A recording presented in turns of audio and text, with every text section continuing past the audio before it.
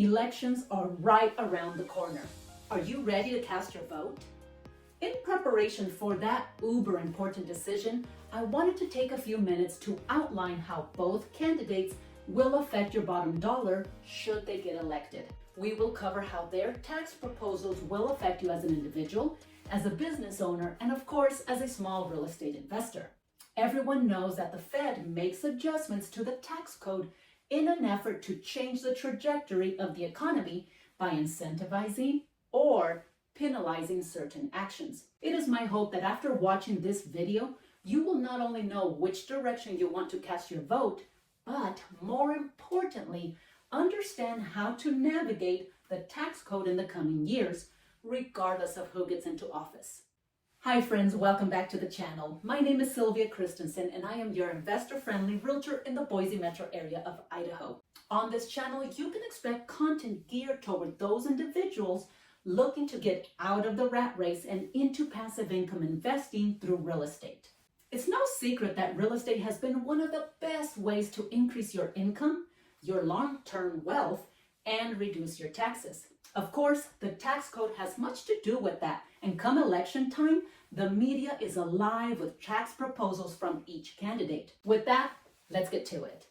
Many people turn to investing to build wealth and generate additional income separate from their normal day-to-day job.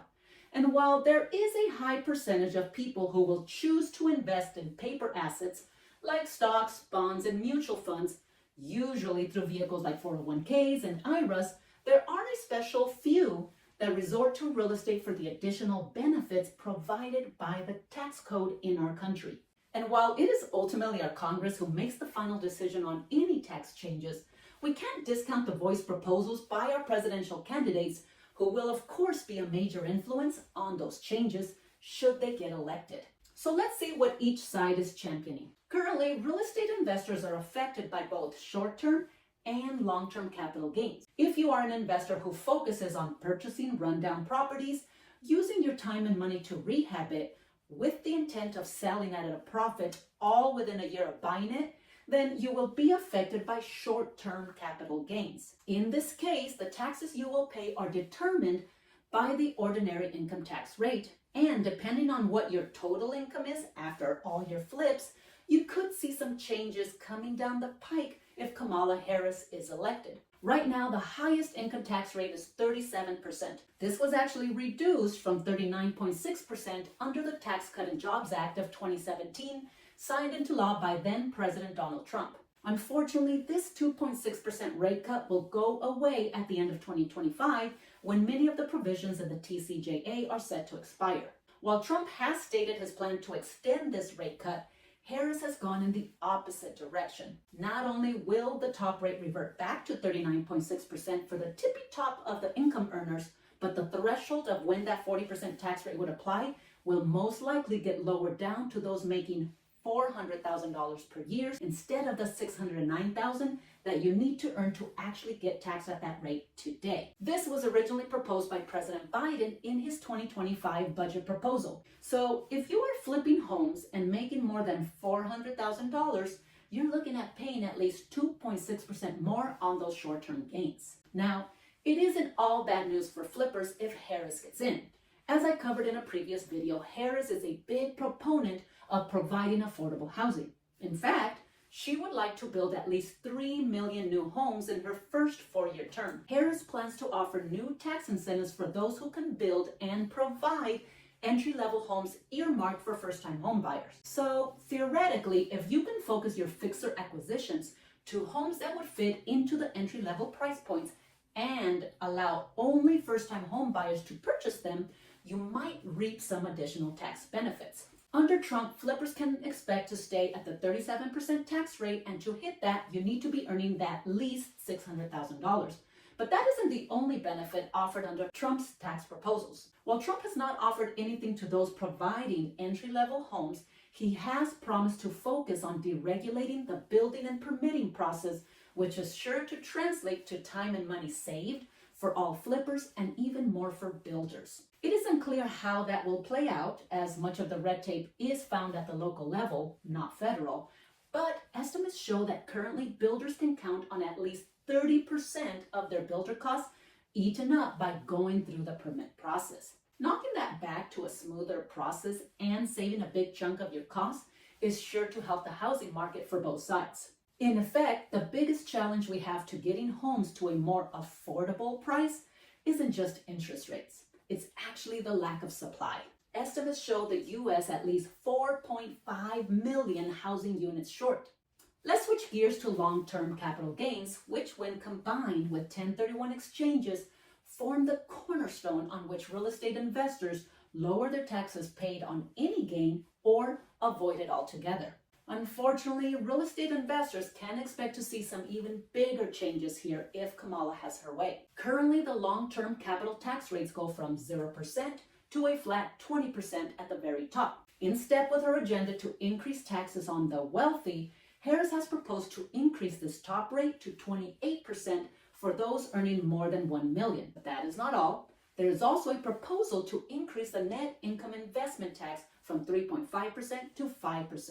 That would bring your total tax to 33%. Essentially, a third of your profit would go to Uncle Sam. There is a second part to this capital gains proposal, and that is the introduction of the unrealized capital gains tax of 25%. If you are unclear on what the difference between realized and unrealized gains is, let me explain. Let's say you buy a property for $100,000. And later a few years go by and the value goes up and you sell it for $500,000. Effectively, you've made $400,000 in profit. $400,000 profit you made is a realized gain. You actually get the money into your bank account after you pay taxes, of course. Now, if you don't sell the property, theoretically, you still have this $400,000 in that property. In the investor world, we call that equity. Since you don't sell the property, that equity or profit is unrealized. Well, under Kamala's proposal, there will now be a 25% tax imposed on this unrealized gain on people who have a net worth of over $100 million. Interestingly enough, there is no proposal for recouping that tax if your investment goes down in value. As you can imagine, there is quite a bit of controversy over this new tax. As proposed, it will affect only those with $100 million of net worth. But who's to guarantee that threshold wouldn't be lowered over time? Like the top tier of income tax going down to $400,000 from $600,000? The very reason we are doing this video is to illustrate how the tax code changes constantly. And you only have to see the evolution of income tax rates to see that when they were introduced back in 1913, less than 1% of the population paid income taxes and only at a rate of 1% of net income. Translation, over 99% of the population did not pay taxes. Today, 60% of the American population pays taxes, and the starting rate isn't 1%, but 10%. Further, one of the greatest strategies real estate investors use to build generational wealth is to forego selling an appreciated asset and instead passing it down to their heirs when they die. Meanwhile, they take advantage of that equity tax-free by borrowing from that investment as it increases in value. As an investor, a cash-out refinance will allow you to reinvest that money in another property or even go on vacation. On the flip side, Trump has not proposed taxing unrealized gains and has not voiced any formal changes to the current long-term capital gains rate. There have been rumors of him wanting to lower that top rate of 20% down to 15%. Could be just rumors, but even if that is just a rumor, the likelihood of us seeing an increase to long-term capital gains rates under Trump is highly unlikely. Further, it's no secret that the Democratic Party has indicated their desire to remove the 1031 exchange, while Trump continues to support it. For investors, a 1031 exchange allows them to defer any capital gains taxes if they reinvest that money into a more expensive property. And there is no limit to how many times you do this. So let's take a look at how you would be affected as an investor when it comes to long-term capital gains. If Kamala wins and Congress passes all the capital gains changes proposed, there will be a significant shift to the real estate investor market. Becoming a real estate investor will mean subjecting yourself to unrealized taxes as your property appreciates, making it less likely that you will have money to pull out in a refinance to reinvest, and higher taxes when you sell since you wouldn't be able to defer them in a 1031 exchange. Pretty dire if you ask me. If Trump wins, there is a potential for 5% in savings, or more realistically, for things to continue as they have been. The goal being to start with a small investment and eventually grow it to larger, more profitable ones through 1031 exchanges or pulling out equity to buy other properties. You can find infinite number of investors who have grown their net worth exactly in the same way. There are a few other tax implications that will affect you as a small investor and business owner that I want to call your attention to. As mentioned earlier, the TCJA and many of the tax relief goodies therein are set to expire at the end of 2025. Kamala has made no indication of extending them, while Trump has repeatedly advocated for extending them or even making them permanent. So let's take a quick look at which of those could affect you. First, one of the most beneficial tax breaks in the TCJA for small business owners is the Qualified Business Income Deduction, QBI. This deduction allows certain business owners, and yes, when you buy a rental property, you become a business owner, to deduct 20% of their income right off the bat. With it going away, business owners can count on a 20% increase on their tax bill. Second, depreciation, and specific bonus depreciation will phase out at the end of 2026. Bonus depreciation allowed certain business assets to be depreciated 100% in the first year. This allowed many businesses to take significant deductions upon purchasing special equipment or even luxury vehicles that were put into use in their business. Finally, the TCJA created the Qualified Opportunity Zones program. Its mission was to spur economic development and create new jobs in distressed and rundown communities. There were many tax incentives offered to investors who would invest their capital in these low-income communities. In fact, if you invested in an opportunity zone, you could possibly avoid paying any taxes on the gain if you held on to your investment for 10 years. While there is no mention of removing this program, Kamala has openly been critical of the way the fund has been managed and is proposing more oversight of the program. I hear more regulation, which could mean less profit for those investing in these areas. And since these investments typically come with higher risks, I don't know how much more money would be invested and funneled to bring up those communities. This actually brings me to another item proposed by Kamala Harris that could impact you. In an effort to increase housing supply, Kamala wants Congress to pass the Stop Predatory Investing Act, which will remove tax incentives for investors who own more than 50 single-family homes. If that is you, or if that is who you aspire to be, there might be some changes to the tax incentives on the table should Kamala get in. Now, I do want to touch on a few other tax changes on the table by both sides. Obviously, real estate investors come from all walks of life.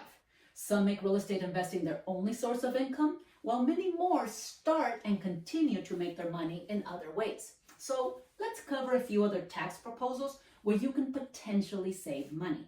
If you work in the service industry where tips are a good portion of your income, rejoice. Both candidates are proposing that tips no longer be considered taxable income. It will be interesting to see how this plays out. Many are forecasting that business owners will adjust hourly rates or other paid income. Either way, if you are in the service industry, there will be a new incentive to earn those tips. Trump is proposing two other instances where certain income would not be taxed: overtime and Social Security. Mum's the word from the Harris side on both these subjects. The proposal to keep overtime pay from getting taxed is an effort to improve both businesses and employees. Business owners reap the benefit of employees working more hours, increasing productivity and hopefully profitability, while employees can choose to work longer hours without fear of added taxes, minimizing these longer hours worked. On the Social Security side, all I can say is hallelujah. It has never made sense to me that paying into Social Security isn't only mandatory, but there is also taxes due when you withdraw it. Currently, if you earn up to $24,000 a year, 50% of your Social Security check will be taxed.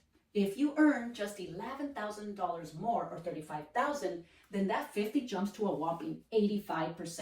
I, for one, am ecstatic about this proposal. Not because I rely on Social Security being there for me, as probably many of you guys do not, but because I have so much better use for that money if I were to invest it myself. In all seriousness, Social Security taxes make up a good portion of taxes that both individuals and business owners have to pay. Giving it back tax-free would be a great advantage to everyone. There is one last tax proposal I want to go over. Kamala Harris is proposing to increase the corporate tax rate to 28%. The TCJA reduced the top corporate tax rate from 35% to 21%. President Trump proposes further reducing that 20% for every U.S. corporation and even to 15% for those who will manufacture their product in the United States. If you have a business that currently manufactures in another country, this might be a good incentive to bring it back to the US. As you can probably see, Harris is really keen on helping the little guy through increasing revenue taxes on wealthy individuals and corporations. Trump has a different method for increasing revenue. He plans to institute a 10 to 20% tariff on all imported goods and up to 60% of all the goods coming from China. Now, we can have all sorts of discussions on how likely this is to occur and how the dollar store and Target will be affected. But I want to focus on how this will impact the real estate investment market. The truth of the matter is that the reason for certain goods being so cheap to us as consumers is that they are manufactured overseas where labor and materials are infinitely less for companies. Those savings are passed down to us at the expense of our local manufacturers. But if these tariffs are enacted, the first people to feel it in our housing market will be builders. According to Markham, a New York City-based accounting and advising firm, up to 32% of all construction materials are coming from countries like China, South Korea, Canada, and Japan. Tariffs will make those materials more expensive, but won't necessarily reduce the locally made prices. Although there could be an argument made for lower prices caused by lower taxes if the 15% corporate tax rate is also passed under Trump. I don't see this alleviating the housing affordability problem. However, in terms of stimulating the economy by increasing jobs and production in the US, hopefully leading to higher wages,